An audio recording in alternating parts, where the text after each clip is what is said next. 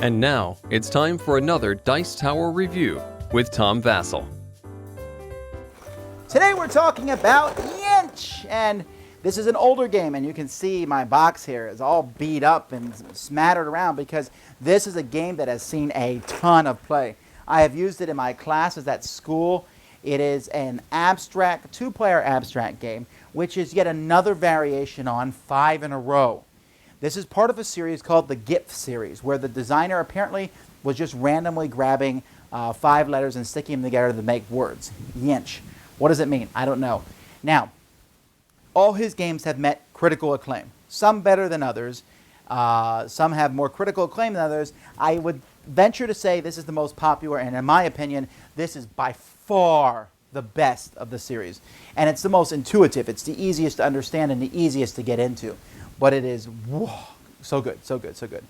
Let me show you why.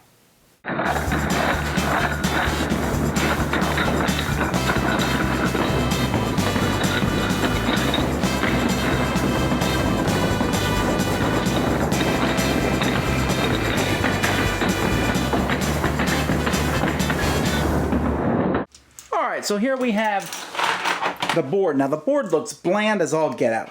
It's a bunch of lines that crisscross each other, and you actually, when you put your pieces down, they're going to go on the intersection of these lines. So a piece will go there, there, there, there, etc. Now the player colors are white and black, and you can see that the colors, especially the white, remind you of cookies and cream. This is something that's common with the Gipf series. And we have some pieces here that are white on one side and black on the other.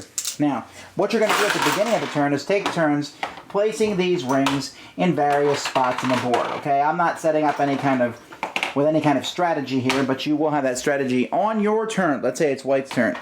He will take one of the white pieces and place it in one of his rings.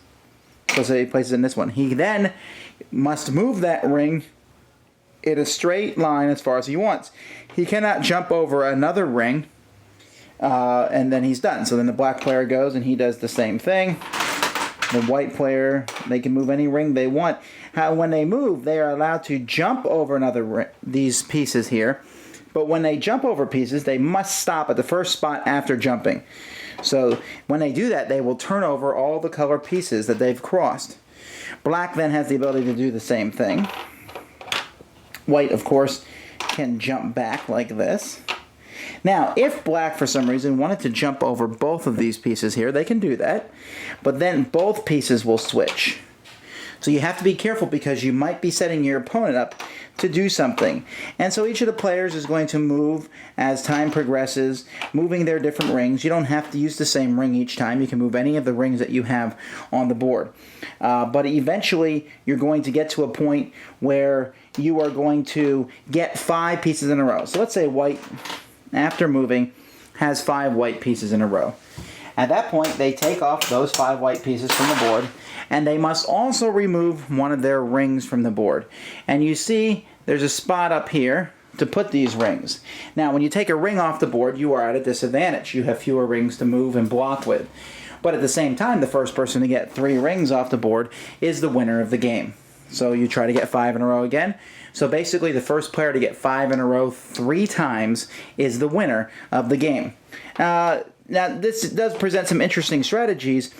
You might have 4 in a row, and you think that's a great thing, but you have to be careful because your opponent could win or get 5 in a row by jumping your 4 in a row. So having a bunch of your color in a row is not necessarily a good thing, but of course, it is kind of what your goal is at the same time. So there's definitely some strategy there, but that is a very quick but pretty thorough explanation of how to play. YINSH. Wow. Beautiful production. A lot of fun to play this game, but this is so fascinating. Knowing where to move the rings. I mean, that initial setup for me, I'm sure there's some strategy to where you put your rings. I don't know. I just spread them out. But then moving the rings and watching, and you watch your opponents, and you use the rings to block your opponents from moving and jumping over your pieces. But you're trying to set it up so that you can move and then jump over a whole pile of theirs. Now, I'm not yet good enough at this game, and I've played it probably 50 plus times, to be able to think 4 or 5 moves ahead. I'm usually just 2, 3 moves. Okay, if I move here and he moves there, I move there. But the game is just so simple and yet feels so deep. To put a piece down and then move, and you can move as far as you want and then jump. But they blocked me here, but they didn't know. And what you try to do is try to maneuver it so that your opponent moves for something that they think will help them, and then you say, aha, and then jump in your 5 in a row. It's going to be something that obviously a better skilled player is going to beat someone else at. But one of the things I like about YINSH is that someone who's worse off will still likely get 1, maybe 2 5 in a rows. Because it's just the nature of the beast. As the other person gets fewer rings and there's fewer pieces on the board, it's easier. And that gives them a sense of accomplishment. Even though they're going to lose, a better player will beat someone who's less played because there's no luck in the game. But at the same time, if you get 5 in a row, you feel good. You've done something. And I like that. It's not like chess where like, checkmate. Wah! Here, you're like, well, I got 1 ring. Maybe I got 2 rings. And you can kind of measure your success a little bit till that fateful day when, yes, I got 3 rings and I beat you. So if you haven't ever tried YINSH, I would recommend giving it a whirl. There's abstract strategy games out there, chess checkers and backgammon and all these other games, but YINSH is certainly one of my favorites. One that is fun. It's fun to clink those, you'll find yourself playing with the pieces because they're so entertaining to play with, but at the same time watching the board and just back and forth, quick movement. The board is ever changing because you move and all the pieces flip, and oh, that was 3 whites and 2 blacks, now it's 3 blacks and 2 whites. Entertaining, interesting, strategic, and good. A dumb name, but who cares? YINSH. Thanks so much for watching the Dice Tower videos.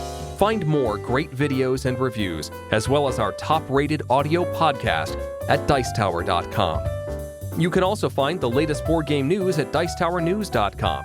I'm Eric Summerer, and you've been watching The Dice Tower.